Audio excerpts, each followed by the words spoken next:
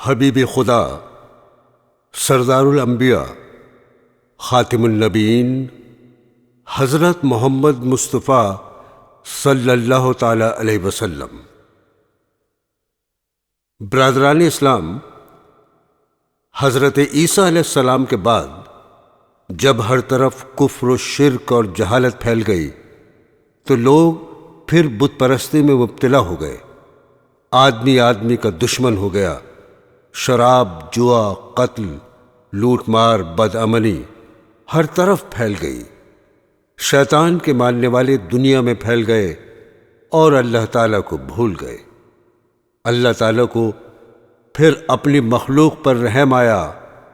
وہ بڑا رحمان اور رحیم ہے، اور اس نے اس دنیا کی ہدایت کے لیے اور لوگوں کو شیطان کے پنجے سے نکال کر اللہ کا سیدھا راستہ بتانے کے لیے اپنے پیارے حبیب احمد مصطفیٰ محمد مصطفیٰ صلی اللہ تعالی علیہ وسلم کو مکہ معظمہ میں پیدا فرمایا۔ آپ 12 ربیع الاول کو مکہ معظمہ میں پیدا ہوئے۔ آپ کی والدہ کا نام آمنہ اور آپ کے والد ماجد کا نام عبداللہ تھا، جو آپ کی پیدائش سے 2 ماہ قبل ہی فوت ہو چکے تھے۔ آپ کے دادا عبد المطلب تھے۔ انہوں نے آپ کی سرپرستی فرمائی۔ خدا کی شان کے دادا کا سایہ بھی زیادہ عرصے تک قائم نہ رہا، اور والدہ کے 2 سال کے بعد دادا کا سایہ بھی سر سے اٹھ گیا۔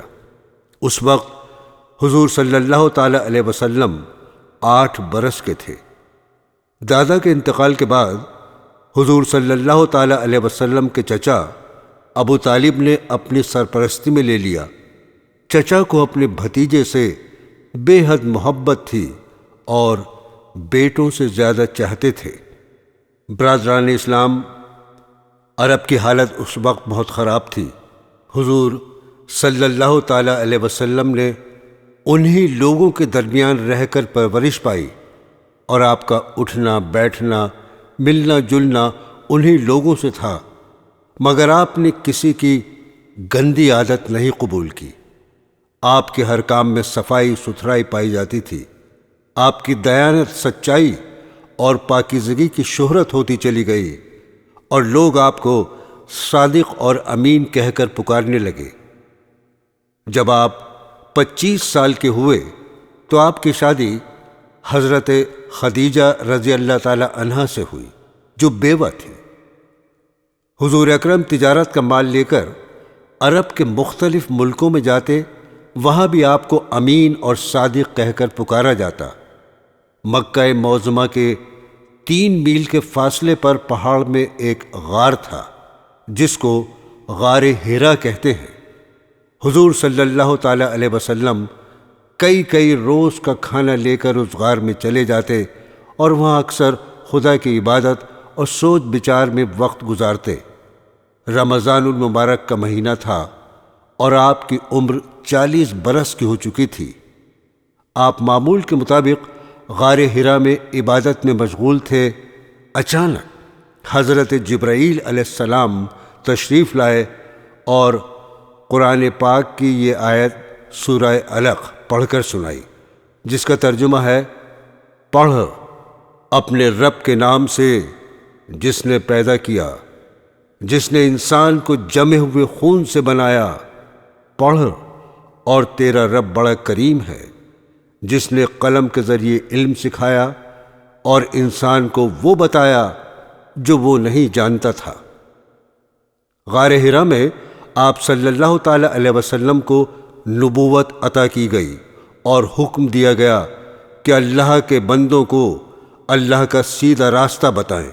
آپ صلی اللہ تعالی علیہ وسلم نے اللہ کے حکم کے مطابق سب سے پہلے اپنے قریبی رشتہ داروں اور گہرے دوستوں کو اللہ کی طرف بلایا اور فرمایا: کہو اللہ کے سوا کوئی معبود نہیں۔ اس زمانے میں عرب میں بت پرستی کا زور تھا۔ خانہ کعبہ جو اللہ کا گھر ہے، اس میں بے شمار بت رکھے تھے۔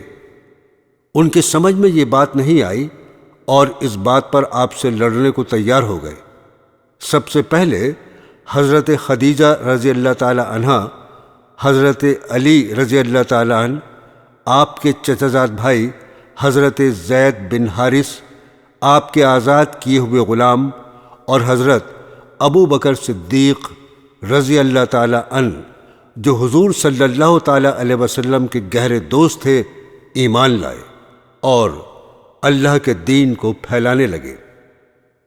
حضور صلی اللہ تعالی علیہ وسلم کو اللہ کا دین پھیلانے میں بڑی بڑی مشقتیں اور تکلیفیں برداشت کرنی پڑیں۔ اللہ پاک قرآن مجید میں اپنے پیارے نبی کو تسلی دیتا رہا اور ہدایت فرماتا رہا کہ اب اس طرح اور اب اس طرح کرو۔ آپ صلی اللہ تعالی علیہ وسلم کی تسلی کے لیے اور قوم کی عبرت کے لیے پہلے نبیوں کے قصے بتائے گئے کہ جن قوموں نے اپنے نبی کا کہنا مانا وہ دین و دنیا میں کامیاب رہیں، اور جنہوں نے اپنے نبی کا انکار کیا اور اللہ کا کہنا نہیں مانا، وہ قوم اس دنیا سے بھی نیست و نابود کر دی گئی اور آخرت میں بھی اس کو بڑی سزا ملے گی۔ عزیزان گرامی، اب ہم قرآن پاک سے چند واقعات بیان کرتے ہیں کہ ہمارے نبی صلی اللہ تعالی علیہ وسلم اپنی قوم کو کس طرح سمجھاتے رہے اور قوم کیا جواب دیتی رہی۔ حضور جب ایمان کی دعوت دیتے تو وہ مسلمانوں کو بیوقوف بناتے ہیں، ارشاد باری تعالیٰ ہے، اور جب کہیے ان کو ایمان لاؤ جس طرح ایمان لائے سب لوگ، کہتے ہیں کیا ہم اس طرح مسلمان ہوں جیسے مسلمان ہوئے بیوقوف؟ سنتا ہے وہی، ہیں بیوقوف پر نہیں جانتے۔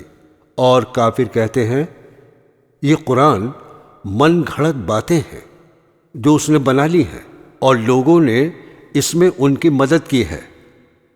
اللہ تعالیٰ اس کا جواب دیتے ہوئے فرماتے ہیں، سورہ فرقان کی 4، 5، 6، 7، 9 اور 21 آیتوں کا ترجمہ اس طرح ہے، یہ لوگ ایسا کہنے میں ظلم اور جھوٹ پر اتر آئے ہیں اور کہتے ہیں یہ پہلے لوگوں کی کہانیاں ہیں جن کو اس نے لکھ رکھا ہے، اور وہ صبح و شام ان کو پڑھ پڑھ کر سنائی جاتی ہیں۔ کہہ دو اس نے اتارا ہے اس کو جو آسمانوں اور زمین کی پوشیدہ باتوں کو جانتا ہے، بے شک وہ بخشنے والا مہربان ہے۔ اور کہتے ہیں کہ یہ کیسا پیغمبر ہے کہ کھانا کھاتا ہے اور بازاروں میں چلتا پھرتا ہے، اس کے ساتھ فرشتے کیوں نہیں نازل کیے گئے کہ اس کے ساتھ ہدایت کرنے کو رہتے؟ یا اس کی طرف آسمان سے خزانہ اتارا جاتا، یا اس کا کوئی باغ ہوتا کہ اس میں کھایا کرتا؟ اور ظالم کہتے ہیں تم تو ایک جادو زدہ شخص کی پیروی کرتے ہو۔ آگے فرمایا، اے پیغمبر دیکھو یہ تمہارے بارے میں کس کس طرح کی باتیں کرتے ہیں، سو گمراہ ہو گئے اور راستہ نہیں پا سکتے۔ وہ خدا بابرکت ہے جو اگر چاہے تو تمہارے لیے اس سے بہتر بنا دے باغات جن کے نیچے نہریں بہتی ہوں، نیز تمہارے لیے محل بنا دے۔ مزید فرمایا، اور جو لوگ ہم سے ملنے کی امید نہیں رکھتے کہتے ہیں کہ فرشتے کیوں نازل نہیں کیے گئے، یا ہم اپنی آنکھوں سے اپنے پروردگار کو دیکھ لیں۔ برادران اسلام، ہمارے پیارے نبی نے اس دین کو پھیلانے کی خاطر کیسی کیسی تکلیفیں اٹھائیں، لیکن آپ نے صبر سے کام لیا اور ہمت نہیں ہاری۔ قصہ معراج۔ پاک ذات ہے جو لے گیا اپنے بندے کو راتوں رات مسجد حرام سے مسجد اقصی تک، جس میں ہم نے خوبیاں رکھی ہیں کہ دکھلا دیں اس کو اپنی قدرت کے نمونے، وہی سنتا اور دیکھتا ہے۔ سورہ بنی اسرائیل آیت نمبر 1۔ برادران اسلام، ایک رات جب کہ آپ سو رہے تھے حضرت جبرائیل علیہ السلام تشریف لائے اور آپ کا سینہ چاک کر کے قلب کو آب زمزم سے دھویا اور اس میں ایمان اور حکمت بھر دی۔ پھر آپ کے پاس سفید رنگ کا براق لایا گیا جس پر آپ کو سوار کیا گیا۔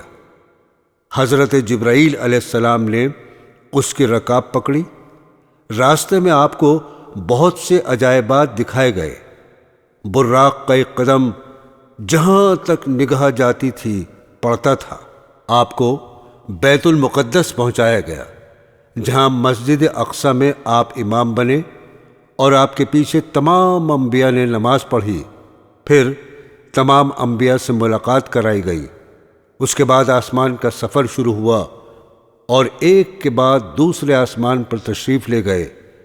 ہر آسمان پر کسی پیغمبر سے ملاقات ہوئی۔ پھر آپ کو سدرۃ المنتہا کی طرف بلند کیا گیا یہاں تک کہ ایک مقام پر پہنچے۔ پھر حضرت جبرائیل علیہ السلام ٹھہر گئے۔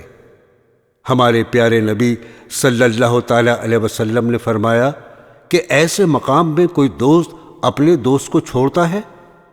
انہوں نے کہا، اگر میں اس مقام سے آگے بڑھوں تو نور سے جل جاؤں۔ پھر آپ کو نور سے پیوست کر دیا گیا اور 70,000 حجاب طے کرائے گئے، یہاں تک کہ تمام انسانوں اور فرشتوں کی آہٹ قطع ہو گئی، یہاں تک کہ آپ عرش عظیم تک پہنچے۔ اللہ تعالیٰ کی طرف سے حضور صلی اللہ تعالیٰ علیہ وسلم کو امت کے لیے تحفے پیش کیے گئے۔ وہ یہ ہیں: 5 نمازیں فرض کی گئیں، سورہ بقرہ کا آخری رکوع جس کا ترجمہ ہے، اے رب ہمارے، نہ پکڑ ہم کو اگر ہم بھولیں یا چوکیں، اور نہ رکھ ہم پر بوجھ بھاری جیسا رکھا تھا اگلے لوگوں پر، نہ اٹھوا ہم سے وہ بوجھ جس کی ہم کو طاقت نہیں، در گزر کر بخش دے، رحم کر، تو ہی ہمارا رب ہے، مدد کر ہماری کافروں سے۔ عزیزان گرامی، اب سنیے ہجرت کا بیان۔ جب کفار بہت تکلیف دینے لگے تو حضرت صلی اللہ تعالی علیہ وسلم نے اپنے اصحاب کو ہجرت کی اجازت عطا فرمائی، اور اصحاب نے خفیہ روانہ ہونا شروع کیا کہ ایک روز کافروں کے سرداروں نے خانہ کعبہ کے قریب ایک مکان میں مشورہ کیا اور سب کی یہ رائے قرار پائی کہ ہر قبیلہ قریش میں سے ایک ایک آدمی منتخب ہو اور سب جمع ہو کر رات کو محمد صلی اللہ تعالیٰ علیہ وسلم کے مکان پر جا کر محمد صلی اللہ تعالیٰ علیہ وسلم کو قتل کر دیں۔ حضور کے ساتھی سب سے مقابلہ نہیں کر سکتے، اس لیے خوں بہا پر راضی ہو جائیں گے۔ اللہ تعالیٰ نے آپ کو اس مشورے سے آگاہ کر دیا اور حکم دیا مدینہ ہجرت کر جائیں۔ آپ شب کو گھر میں تھے کہ کفار نے دروازہ جا کر گھیر لیا۔ آپ امانتیں حضرت علی کے سپرد کر کے گھر سے نکل گئے اور خدا کی قدرت سے کسی کو نظر نہ آئے، اور حضرت ابو بکر صدیق رضی اللہ تعالیٰ عنہ کو ساتھ لیا اور غار ثور میں جا چھپے۔ کافروں نے جب آپ کو گھر میں نہ دیکھا تو تلاش کرتے کرتے غار تک پہنچے۔ آپ صلی اللہ تعالیٰ علیہ وسلم کے غار میں داخل ہونے کے بعد مکڑی نے غار کے منہ پر جالا بنا دیا اور ایک کبوتر کے جوڑے نے آ کے غار میں انڈے دینے شروع کر دیے۔ جب کفار نے دیکھا تو کہنے لگے کہ اگر کوئی آدمی اس میں جاتا تو یہ مکڑی کا جالا ٹوٹ جاتا اور کبوتر اس غار میں نہ ٹھہرتا۔ اسی غار سے متعلق قرآن پاک میں ارشاد باری تعالیٰ ہوا، اگر تم لوگ رسول اللہ صلی اللہ تعالیٰ علیہ وسلم کی مدد نہ کرو گے تو اللہ تعالیٰ آپ کی مدد اس وقت کرے گا جب کہ آپ کو کافروں نے جلا وطن کر دیا، جبکہ 2 آدمیوں میں ایک آپ تھے جس وقت آپ دونوں غار میں تھے، جبکہ آپ ہمدردی سے فرما رہے تھے کہ غم نہ کرو، بے شک اللہ ہمارے ساتھ ہے۔ آپ 3 دن تک اس غار میں رہے، پھر آپ مدینہ شریف تشریف لے گئے، وہاں کے لوگوں نے بڑا استقبال کیا۔ برادران اسلام، اب پیش ہے غزوات کا مختصر بیان۔ غزوہ بدر۔ آپ صلی اللہ تعالی علیہ وسلم مدینہ منورہ میں 10 سال 2 ماہ رہے۔ جب جہاد فرض ہوا، آپ نے کفار سے قتال شروع کیا۔ چند چھوٹی چھوٹی لڑائیاں شروع ہوئیں۔ مدینہ منورہ آنے کے 1.5 سال کے بعد جنگ بدر ہوئی۔ رمضان میں آپ نے خبر سنی کہ مکہ کے قریش کافروں کا قافلہ شام سے مکہ کو جا رہا ہے۔ آپ 313 صحابہ کو لے کر اس کو روکنے چلے۔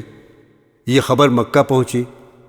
کفار قریش 1000 مسلح آدمی لے کر روانہ ہو گئے۔ قافلہ دوسری طرف سے نکل کر مکہ جا پہنچا اور بدر کے مقام پر ان 1000 مسلح کفار سے 313 بے سر و سامان مسلمانوں کی لڑائی ہوئی۔ اللہ تعالی نے مسلمانوں کو فتح دی اور کافر قتل ہوئے اور قید ہوئے۔ سورہ انفال میں اس قصے کو بیان کیا گیا ہے۔ آیات 7، 8، 12 اور 15۔ اور اس وقت کو یاد کرو جب خدا تم سے وعدہ کرتا تھا کہ 2 گروہوں میں سے ایک گروہ تمہارا ہو جائے گا، اور تم چاہتے تھے کہ جو قافلہ بے شوکت یعنی بے ہتھیار ہے وہ تمہارے ہاتھ آ جائے، اور اللہ چاہتا تھا کہ اپنے فرمان سے حق کو قائم رکھے اور کافروں کی جڑ کاٹ دے، تاکہ سچ کو سچ اور جھوٹ کو جھوٹ کر دے، گو مشرک ناخوشی ہو۔ جب تم اپنے پروردگار سے فریاد کرتے تھے تو اس نے تمہاری دعا قبول کر لی۔ ہم 1000 فرشتوں سے جو ایک دوسرے کے پیچھے آتے رہیں گے تمہاری مدد کریں گے۔ جب تمہارا پروردگار فرشتوں کو ارشاد فرماتا تھا کہ میں تمہارے ساتھ ہوں، تم مومنوں کو تسلی دو کہ ثابت قدم رہیں۔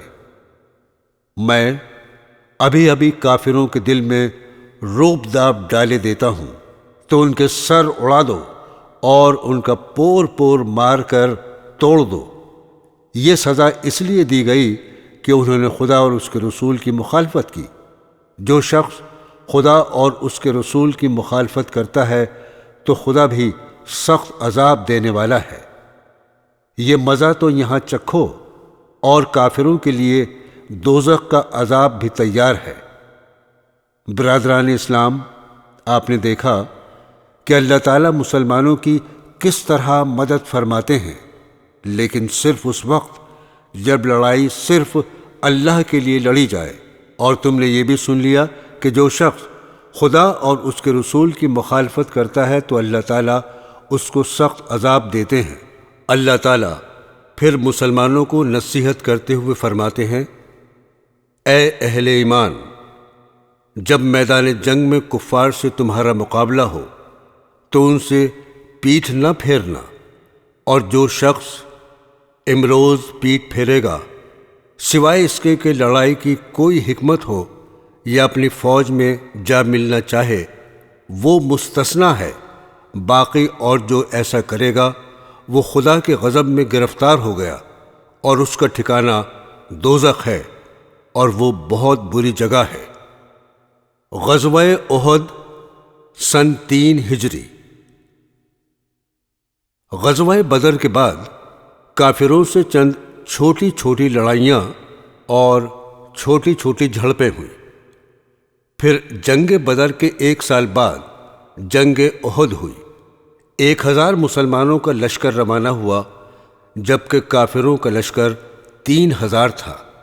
راستے میں عبداللہ بن ابی، منافقوں کا سردار، اپنے 300 آدمیوں کو لے کر واپس ہو گیا اور بہانہ بنا دیا۔ آپ کے پاس 700 جانباز مسلمان رہ گئے۔ آپ نے کوہ احد پہنچ کر 50 تیر اندازوں کو پہاڑ کے اہم مقامات پر بٹھایا اور بہت بہت تاکید کر دی اور حکم دیا کہ میری اجازت کے بغیر تم اپنی جگہ نہ چھوڑنا، خواہ ہمیں شکست ہو یا فتح، تم اپنی جگہ پر ڈٹے رہنا۔ جب جنگ شروع ہوئی تو اول مسلمانوں کو فتح ہوئی اور مسلمان مال غنیمت جمع کرنے لگے۔ یہ دیکھ کر وہ مسلمان جن کو پہاڑ کی اہم جگہوں پر کھڑا کیا گیا تھا، 10 آدمیوں کے سوا باقی سب اپنی جگہ کو چھوڑ کر آ گئے۔ پہاڑ کی اہم جگہوں کی طرف سے جن کو مسلمانوں نے نبی صلی اللہ تعالی علیہ وسلم کی مرضی کے خلاف چھوڑ دیا تھا، کافروں نے حملہ کر دیا، جس کی وجہ سے مسلمانوں کے پیر اکھڑ گئے اور 70 مسلمان اسی جنگ میں شہید ہو گئے۔ شہداء میں حضرت حمزہ رضی اللہ تعالی عنہ، حضور صلی اللہ تعالی علیہ وسلم کے چچا بھی شامل ہیں۔ حضور صلی اللہ تعالی علیہ وسلم کے پیر میں زخم آئے، جن سے یہ افواہ پھیل گئی کہ حضور شہید ہو گئے۔ بعد میں اللہ تعالیٰ نے پھر مسلمانوں کے دلوں کو مضبوط کیا، مسلمان پھر جم کر لڑے اور کافر میدان احد چھوڑ کر چلے گئے۔ برادران اسلام، قرآن پاک کی چند آیتیں اس جنگ احد کے متعلق ہم آپ کو سناتے ہیں۔ سورہ آل عمران آیت 121۔ اور جبکہ آپ صبح کے وقت گھر سے چلے، مسلمانوں کو مقابلہ کرنے کے لیے مقامات پر جمع رہے تھے، اور اللہ تعالیٰ سب سن رہے تھے، سب جان رہے تھے۔ جب تم میں سے 2 جماعتوں نے دل میں خیال کیا کہ ہمت ہار دیں، اور اللہ تعالیٰ تو ان دونوں جماعتوں کا مددگار تھا، اور بس مسلمانوں کو اللہ پر اعتماد کرنا چاہیے۔ سورہ آل عمران آیت نمبر 139۔ اور سست نہ ہو اور غم نہ کھاؤ، اور تم ہی غالب رہو گے اگر تم ایمان رکھتے ہو۔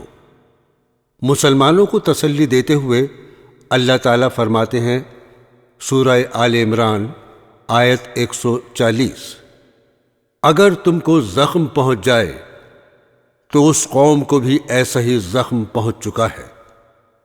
پھر اللہ تعالیٰ مسلمانوں کو نصیحت کرتے ہوئے فرماتے ہیں، سورہ آل عمران آیت 152، اور یقیناً اللہ تعالیٰ نے تم سے اپنا وعدہ سچا کر دکھایا تھا جس وقت تم ان کفار کو بحکم خداوندی قتل کر رہے تھے، یہاں تک کہ تم خود ہی کمزور ہو گئے اور باہم حکم میں اختلاف کرنے لگے، اور تم کہنے پر نہ چلے بعد اس کے کہ تم کو تمہاری دل خواہ بات دکھلا دی تھی۔ مسلمانوں کو کافروں کے مقابلے میں شکست اللہ اور اس کے رسول کی اطاعت کی کمزوری کی وجہ سے ہوتی ہے، جیسا کہ آپ کو بتایا جا چکا ہے کہ ہمارے پیارے نبی صلی اللہ تعالی علیہ وسلم نے 50 تیر اندازوں کو چند جگہوں پر بٹھا دیا تھا اور تاکید کر دی تھی کہ وہاں سے نہ ہٹیں، لیکن سوائے 10 کے بقیہ لوگ وہاں سے ہٹ گئے۔ اللہ تعالیٰ اسی بات کو اس طرح فرماتے ہیں، سورہ آل عمران آیت 165، اور جب تمہاری ایسی حال ہوئی جس سے 2 حصے تم جیت چکے تھے تو کیا تم یوں کہتے ہو کہ کدھر سے ہوئی؟ فرما دیجئے کہ یہ تمہاری طرف سے ہوئی۔ بے شک اللہ تعالیٰ کو ہر چیز پر پوری قدرت حاصل ہے۔ غزوہ بنی نذیر ہجری 3۔ دوستو، غزوہ بنی نذیر 3 ہجری میں ہوا، جس کا سبب یہ ہوا کہ ہمارے پیارے نبی صلی اللہ تعالی علیہ وسلم مدینہ طیبہ ہجرت فرما کر تشریف فرما ہوئے تو یہودیوں کے 2 قبیلوں نے جو مدینہ کے باہر رہتے تھے آپ سے عہد کیا کہ ہم آپ کے موافق رہیں گے اور آپ سے کوئی برائی نہیں کریں گے۔ جب آپ اس معاملے پر گفتگو کے لیے ان کے پاس گئے اور ان سے اس معاملے کی گفتگو کی، وہ لوگ آپ کو ایک دیوار کے نیچے بٹھا کر مشورہ کرنے لگے کہ دیوار پر سے ایک پتھر لڑکا کر آپ کو قتل کر دیں۔ آپ صلی اللہ تعالی علیہ وسلم کو وحی سے اطلاع ہو گئی۔ آپ اٹھ کر مدینہ تشریف لے گئے۔ آپ نے کہلا بھیجا کہ تم نے اپنے عہد کو توڑا ہے، یا تو 10 دن کے اندر نکل جاؤ ورنہ لڑائی ہوگی۔ وہ لڑائی کے لیے تیار ہوئے، آپ ان پر لشکر لے آئے اور ان کے حلقے کو گھیر لیا۔ آخر وہ تنگ ہو کر نکل جانے پر راضی ہوئے۔ سورہ حشر میں اسی قصے سے متعلق چند آیتیں پیش ہیں۔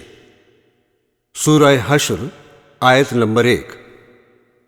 اللہ پاک کی پاکی بیان کرتے ہیں سب جو کچھ آسمانوں اور زمین میں ہے، اور وہ زبردست حکمت والا ہے۔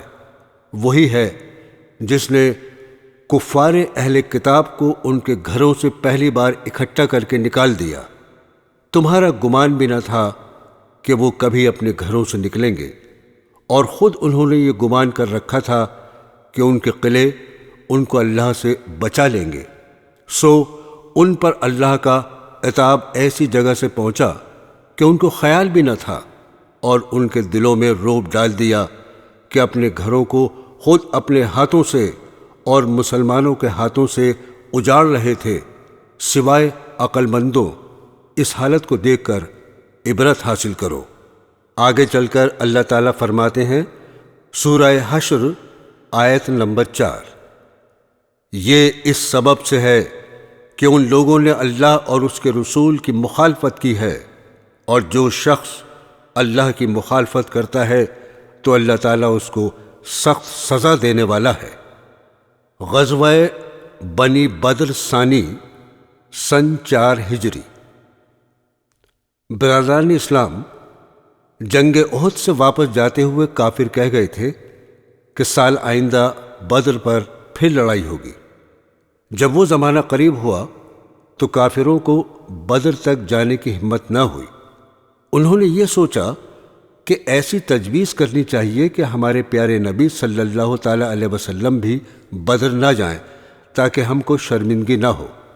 چنانچہ انہوں نے ایک جاسوس کو مدینہ منورہ بھیجا کہ مسلمانوں میں جا کر یہ خبر پھیلائیں کہ کافروں نے فوج جمع کی ہے۔ مسلمان تو صرف اللہ سے ڈرتا ہے، وہ کافروں کی زیادتی سے نہیں ڈرتا۔ انہوں نے یہ سن کر کہا ہماری مدد کے لیے اللہ کافی ہے۔ آپ 1500 آدمیوں کو ساتھ لے کر بدر تشریف لے گئے اور چند روز قیام کیا، لیکن وہاں کوئی کافر مقابلے پر نہیں آیا۔ مسلمانوں نے وہاں تجارت میں خوب نفع حاصل کیا اور خوش و خرم واپس لوٹ آئے۔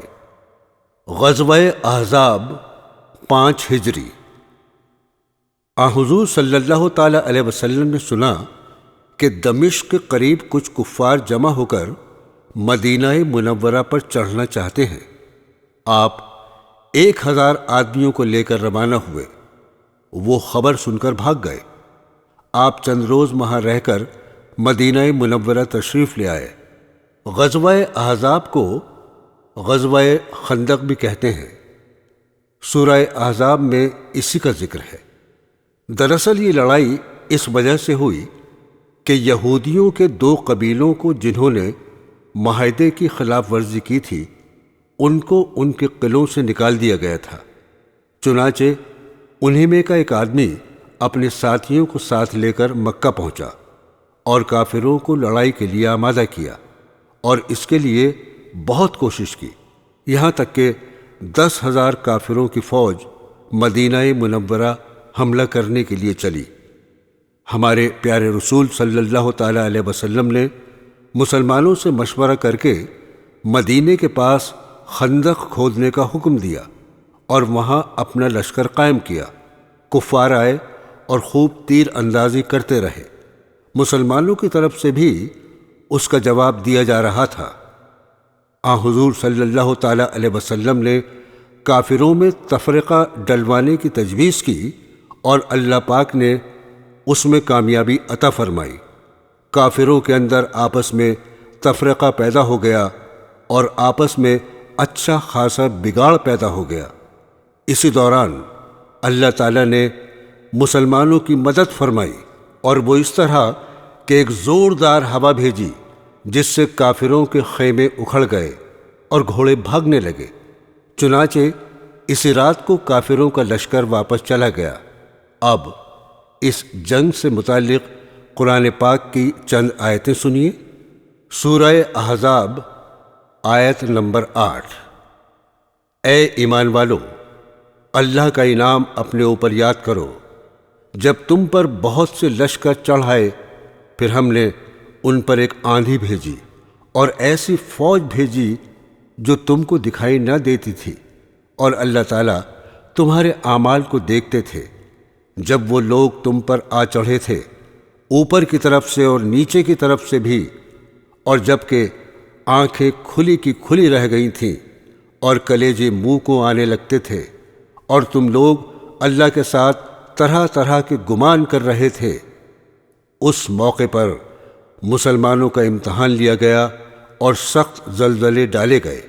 عزیزان گرامی، اس کے آگے پھر اسی جنگ میں جو حالات پیدا ہو گئے تھے، اللہ تعالیٰ نے اس کو بیان فرمایا ہے اور اس کا نقشہ کھینچا ہے۔ منافق جن کے دلوں میں اسلام پکا نہیں ہوا تھا کہنے لگے، سورہ احزاب آیت نمبر 12، اور جب منافق اور وہ لوگ جن کے دلوں میں مرض ہے یوں کہہ رہے تھے کہ ہم سے تو اللہ نے اور اس کے رسول نے محض دھوکے ہی کا وعدہ کر رکھا ہے۔ آگے چل کر اللہ تعالیٰ خبردار کرتے ہیں، سورہ احزاب آیت نمبر 16، آپ فرما دیجئے کہ تم کو بھاگنا کچھ نفع نہیں دے سکتا اگر تم موت سے یا قتل سے بھاگتے ہو، اور اس حالت میں بجز تھوڑے دنوں کے زیادہ فائدہ نہیں اٹھا سکتے۔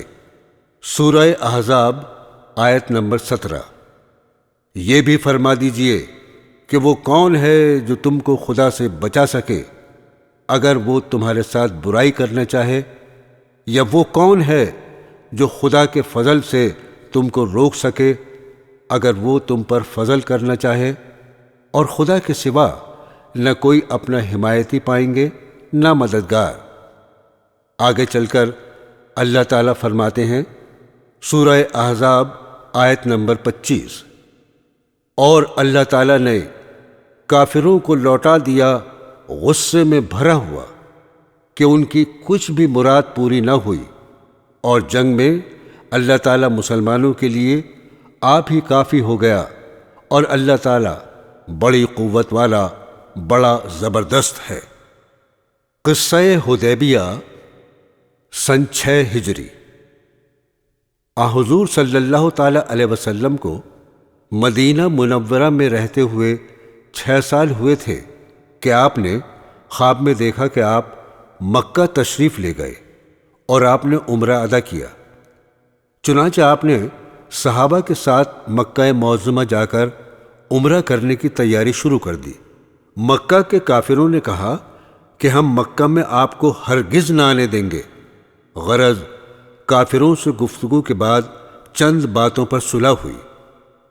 ان میں یہ بات بھی تھی کہ آپ آئندہ سال آ کر عمرہ کریں اور 10 برس تک ہمارے اور آپ کے درمیان کوئی لڑائی نہ ہو، اور کافروں کے دوست قبیلوں سے مسلمان نہ لڑیں اور مسلمان کے دوست قبیلوں سے کافر نہ لڑیں۔ وہاں 2 قبیلے تھے، ایک قبیلہ کافروں کا ساتھی تھا اور دوسرا قبیلہ مسلمانوں کا ساتھی تھا۔ اس کو صلح حدیبیہ کہتے ہیں۔ حدیبیہ ایک کنویں کا نام ہے جس مقام پر یہ صلح ہوئی تھی۔ آپ اس صلح کے بعد مدینہ طیبہ تشریف لا رہے تھے کہ راستے میں اللہ تعالیٰ نے سورہ فتح نازل کی، جس میں اس صلح کو فتح قرار دیا، چونکہ یہ صلح آئندہ فتح مکہ کا سبب بنی۔ اللہ تعالیٰ فرماتے ہیں، سورہ فتح آیت نمبر 26، بے شک ہم نے آپ کو ایک کھلم کھلا فتح دی۔ عزیزان گرامی، اور کئی جنگیں چھوٹی چھوٹی کافروں اور یہودیوں سے ہوئیں، جن میں سے جنگ خیبر مشہور ہے۔ اس جگہ 7 قلعے تھے۔ یہودیوں نے سب کے دروازے بند کر دیے کہ اس میں گھس کر بیٹھ گئے اور اندر سے تیر اندازی کرتے رہے۔ آخر ایک ایک کر کے سب قلعے فتح ہو گئے۔ اس سال خیبر میں ایک یہودی عورت نے گوشت میں زہر ملا کر آپ کو دیا۔ آپ صلی اللہ تعالیٰ علیہ وسلم نے ایک لقمہ منہ میں ڈالا اور فرمایا کہ اس گوشت نے مجھ سے کہہ دیا کہ مجھ میں زہر ملا ہے۔ جنگ حنین، قصہ فتح مکہ سن 8 ہجری صلح حدیبیہ میں ایک شرط یہ بھی تھی کہ مسلمانوں کے دوست قبیلوں سے کافر نہ لڑیں اور کافروں کے دوست قبیلوں سے مسلمان 10 سال تک نہ لڑیں۔ ان دونوں قبیلوں میں جنگ ہو گئی اور مکہ کے قریش کافروں نے صلح کے خلاف اپنے دوست قبیلے کی خفیہ مدد کی۔ حضور صلی اللہ تعالی علیہ وسلم نے کافروں کی اس وعدہ خلافی پر اور عہد کے توڑنے پر 12,000 مسلمانوں کا لشکر لے کر مکہ پر لشکر کشی کی۔ کافروں نے مقابلہ کیا، بہت سے کفار مارے گئے اور بڑے بڑے سردار شہر چھوڑ کر بھاگ گئے، اور جو حاضر ہوئے آپ نے ان کی جاں بخشی فرمائی۔ خانہ کعبہ کے بتوں کو آپ نے خود توڑا۔ قرآن مجید میں اللہ تعالیٰ نے اس کو سورہ بنی اسرائیل میں اس طرح بیان فرمایا ہے، آیت نمبر 80۔ اور آپ یوں دعا کیجئے کہ اے رب، مجھ کو خوبی کے ساتھ پہنچائیو اور مجھے خوبی کے ساتھ لے جائیو، اور مجھ کو اپنے پاس سے ایسا غلبہ دیجیو جس کے ساتھ نصرت ہو، اور کہہ دیجئے کہ حق آیا اور باطل گیا، گزرا ہوا، اور واقعی باطل چیز تو یوں ہی آتی جاتی رہتی ہے۔ فتح مکہ کے بعد دوسری چھوٹی چھوٹی جنگیں ہوئیں، پھر ایک بڑی جنگ حنین کے نام سے ہوئی۔ حنین ایک مقام ہے مکہ اور طائف کے درمیان، جہاں کافروں کے کچھ قبیلوں سے فتح مکہ کے 2 ہفتے بعد لڑائی ہوئی۔ مسلمان 12,000 تھے، مشرکین 4,000۔ بعض مسلمان اپنا مجمع دیکھ کر اس طرح کہنے لگے کہ اس سے شیخی سی معلوم ہوتی تھی کہ ہم آج کسی طرح نہیں ہار سکتے۔ لڑائی شروع ہوئی اور پہلے مسلمانوں کو فتح ہوئی۔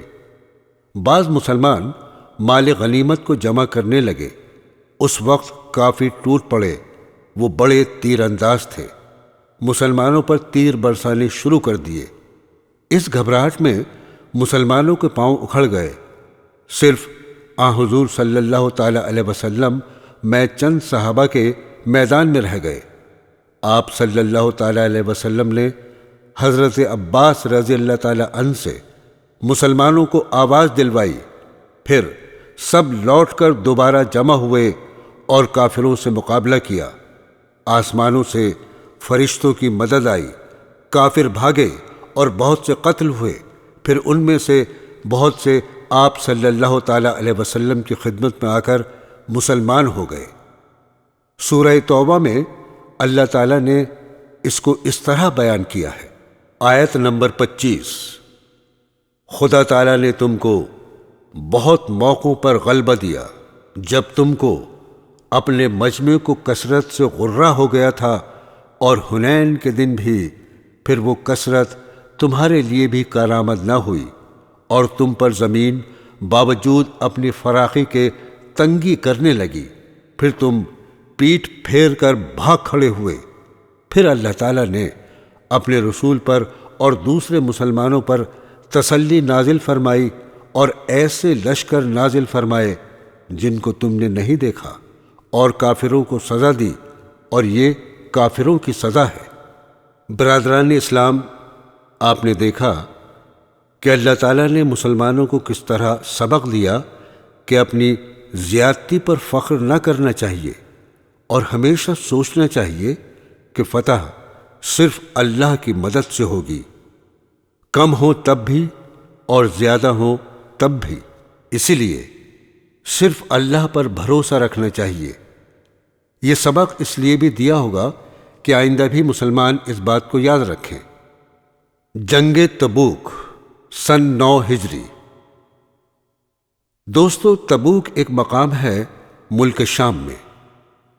ہمارے پیارے نبی صلی اللہ تعالی علیہ وسلم جب فتح مکہ اور غزوہ حنین سے فارغ ہوئے تو آپ کو خبر ہوئی کہ روم کا بادشاہ ہرقل مدینہ منورہ پر فوج بھیجنا چاہتا ہے، اور وہ فوج تبوک کے مقام پر جمع کی جائے گی۔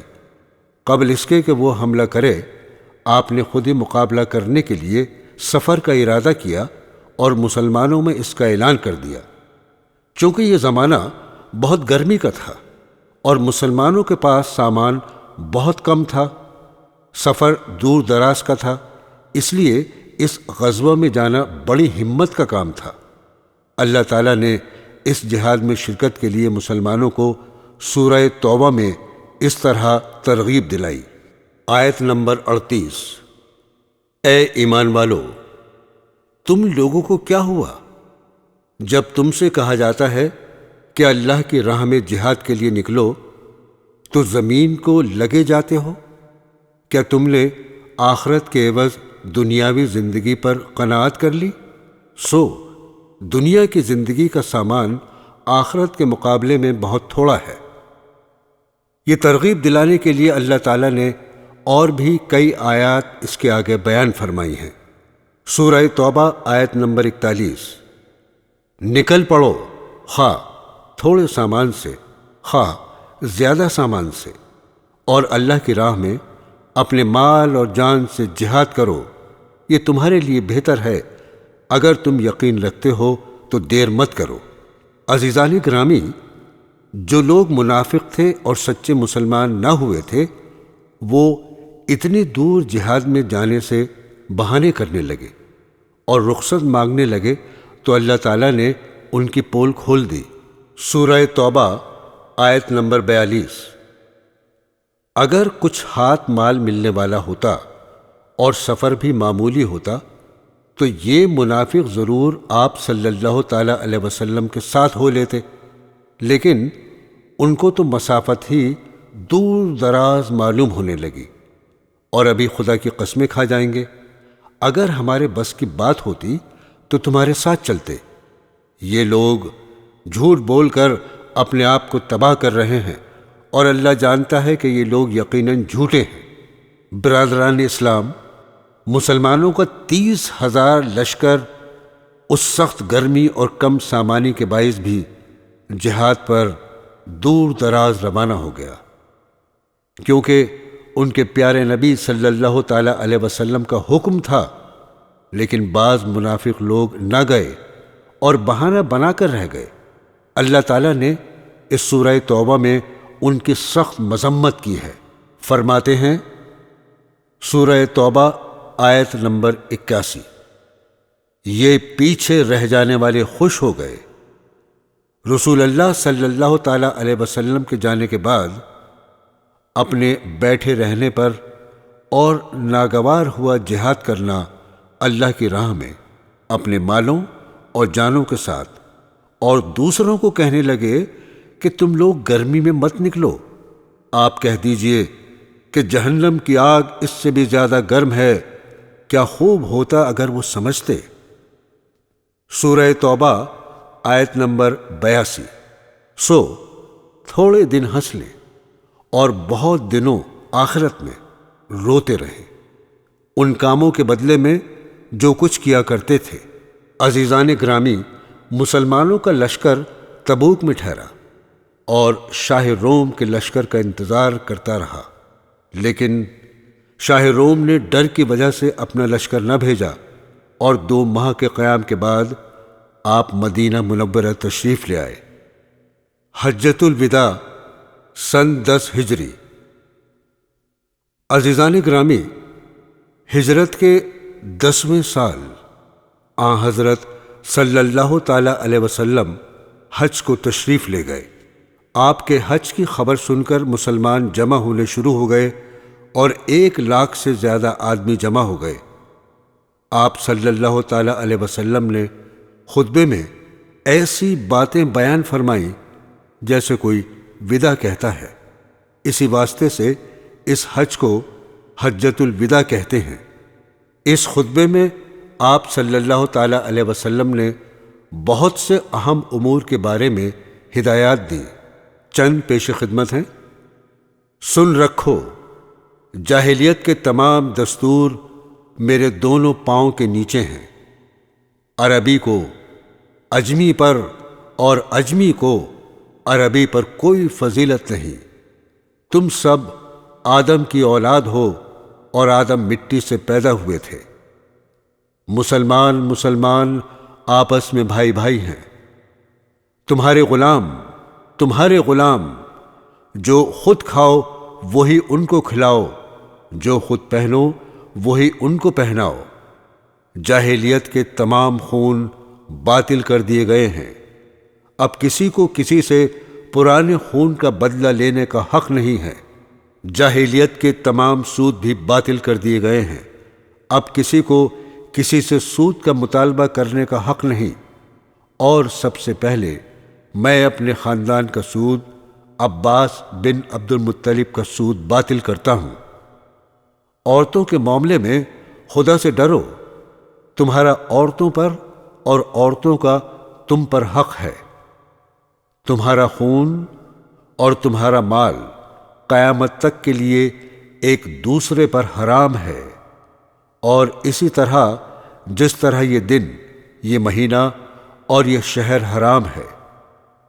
میں تم میں ایک چیز چھوڑے جاتا ہوں، اگر تم نے اس کو مضبوط پکڑ لیا تو گمراہ نہ ہوگے، اور وہ ہے اللہ کی کتاب۔ اس کے بعد آپ صلی اللہ تعالی علیہ وسلم نے بہت سے اصولی احکام شریعت بیان فرمائے، پھر مجمع کی طرف خطاب کر کے پوچھا، تم سے خدا کے یہاں جب میرے بارے میں پوچھا جائے گا تو تم کیا کہو گے؟ صحابہ نے عرض کیا، ہم کہیں گے کہ آپ نے خدا کا پیغام پہنچا دیا اور اپنا فرض ادا کر دیا۔ آپ نے آسمان کی طرف انگلی اٹھائی اور 3 بار فرمایا، اے اللہ تو گواہ رہنا۔ اسی موقع پر قرآن پاک کی یہ آیت نازل ہوئی۔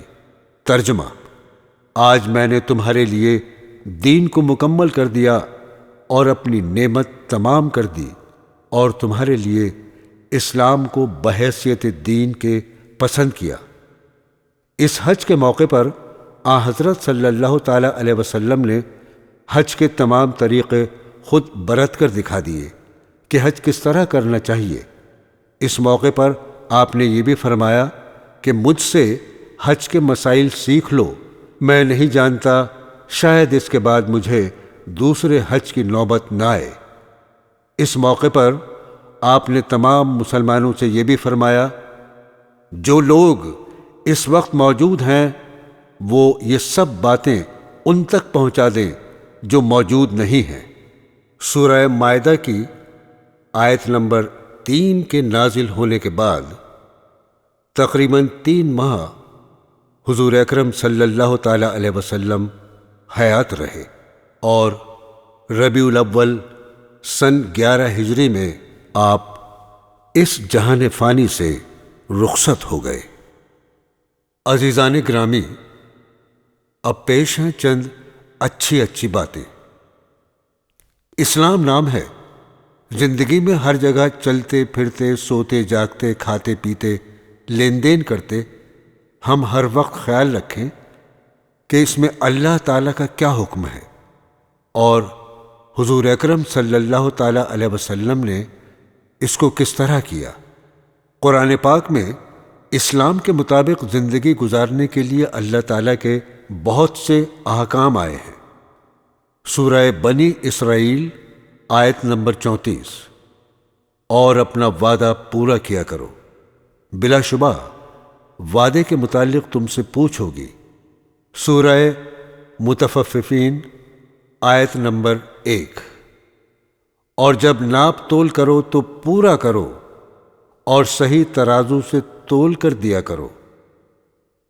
دوسری جگہ آپ نے فرمایا، خرابی ہے گھٹانے والوں کی کہ جب ناپ تولیں لوگوں سے پورا کریں، اور جب ناپ دیں ان کو یا تول دیں تو گھٹا کر دیں۔ کیا خیال نہیں رکھتے وہ لوگ کہ ان کو اٹھنا ہے ایک بڑے دن میں؟ دوستو، دوسروں سے ہنس کر یا مسکرا کر خوش اخلاقی سے بات کرنا بھی کیسا اچھا ہے، سب کو اچھا معلوم ہوتا ہے۔ ایسے لوگوں کی تعریف کی جاتی ہے اور اللہ تعالیٰ ان کے سب کام آسانی سے بنا دیتے ہیں۔ قرآن حکیم میں فرماتے ہیں، اور ہر شخص سے بات اچھی طرح کیا کرو۔ سورہ فرقان آیت نمبر 63، اور جب تم سے کوئی جاہل اڑ جائے تو اس کو سلام کہہ کر چلے جاؤ۔ تو دوستو، جب تم سے کوئی دشمنی کرے، عداوت کرے، تمہارے سے کوئی برائی کرے، تو اس کا جواب دشمنی اور برائی سے مت دو، بلکہ اس کے ساتھ سلوک کرو اور محبت کرو، تو وہ تمہارا پکا دوست بن جائے گا۔ ارشاد باری تعالیٰ ہے، آپ نیک برتاؤ سے بدی کو ٹال دیجئے، پھر یکایک آپ میں اور جس شخص میں عداوت تھی ایسا ہو جائے گا جیسے کوئی دوست ہوتا ہے۔ دوستو، پیٹھ پیچھے کسی کی برائی کرنا کیسی بری بات ہے۔ اس سے بہت خرابیاں پیدا ہوتی ہیں، دشمنیاں قائم ہو جاتی ہیں اور کوئی فائدہ حاصل نہیں ہوتا۔ اسی کو غیبت کہتے ہیں۔ ارشاد باری تعالیٰ ہے سورہ الحجرات آیت نمبر 12، کیا تم میں سے کوئی اس بات کو پسند کرتا ہے کہ اپنے مرے ہوئے بھائی کا گوشت کھائے؟ اس کو تو تم ناگوار سمجھتے ہو۔ اللہ سے ڈرتے رہو، بے شک اللہ بڑا توبہ قبول کرنے والا ہے۔ دوستو، سلام کرنے کے متعلق بڑی تاکید آئی ہے۔ جب ہم اپنے گھروں میں جایا کریں یا کسی سے ملاقات کیا کریں تو السلام علیکم کہنا چاہیے، یعنی تم پر اللہ کی سلامتی ہو۔ جس پر اللہ کی سلامتی ہو جائے اس کو پھر اور کیا چاہیے؟ اس کے علاوہ اور کسی طرح سلام ہرگز نہیں کرنا چاہیے۔ اللہ تعالیٰ قرآن مجید میں فرماتے ہیں، پھر یہ بھی معلوم کر رکھو کہ جب تم اپنے گھروں میں جایا کرو تو اپنے لوگوں کو سلام کر لیا کرو، جو کہ دعا کے طور سے خدا کی طرف سے مقرر ہے، برکت والی عمدہ چیز ہے۔ اسی طرح اللہ تعالیٰ تم سے اپنے احکام بیان فرماتا ہے تاکہ تم سمجھو اور عمل کرو۔ حرام چیزیں، اللہ تعالیٰ نے قرآن مجید میں ان چیزوں کو حرام قرار دیا ہے۔ یہ کبھی بھی بھول کر ہمیں نہیں کھانی چاہیے، اور اگر یہ کام کوئی دوسرا شخص کرتا ہے تو اسے بھی منع کر دینا چاہیے۔ سورہ مائدہ آیت نمبر 3، تم پر حرام کیے گئے مردار اور خون اور سور کا گوشت اور جو جانور کے غیر اللہ کے نام سے نامزد کیا ہو، اور جو دم گھٹنے سے مر جائے، اور جو کسی چوٹ سے مر جائے، اور جو کسی اونچی جگہ سے گر کر مر جائے، اور جو کسی کی ٹکر سے مر جائے، اور جس کو کوئی درندہ کھانے لگے لیکن جس کو ذبح کر لو، اور جو جانور بتوں پر چڑھائے جائیں، اور یہ کہ تقسیم کرو بذریعہ قرا کے تیروں کے، یہ سب گناہ ہیں۔ اور اب وہ باتیں جو سخت گناہ ہیں وہ یہ ہیں۔